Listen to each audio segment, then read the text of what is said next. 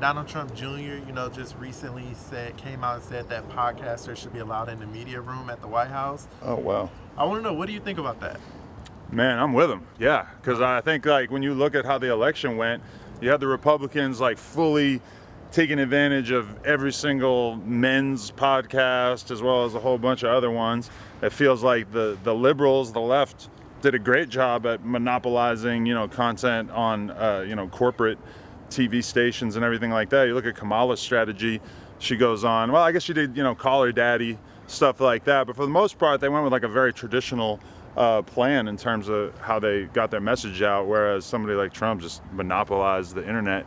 So I think for sure if the liberals want to make this more of an even playing field, then they're gonna have to embrace the podcasters. A lot of prime news networks like CNN are getting 35 to 70,000 people watching a lot of their most popular content. You compare that to Donald Trump going on Joe Rogan and getting 50 million views on just the YouTube upload. And then just to prove that it wasn't a fluke, JD Vance goes on there and gets another 20 million. I mean, this is just this is the way forward. Embracing just the big networks is a losing strategy. Would you want to be included? Would you want to go to the White House and be a part of that briefing? Or be a part of, those briefings? Realistically, having never done anything like that, I might have to go. But in terms of how I actually view my content, I view my shit, No Jumper, as a very, very street-oriented podcast. We don't touch a whole lot that goes outside of, what's cracking in the streets. Yeah. So from my perspective, I don't know that I have a lot to offer there. But I mean, if I got the offer, then I guess I would make the best of it. To be honest, the new age of political podcasters probably would. Somebody like Destiny or Vosh or Hassan or, people on the right as well.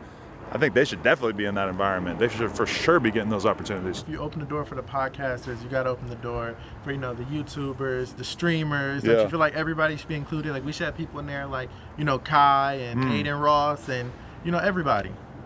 Maybe, yeah. But as soon as you start to really zoom out, Joe Rogan, people might not look at him as the most authoritative source about politics. He would tell you that. He always says he's a big dummy and nobody should take him serious, etc.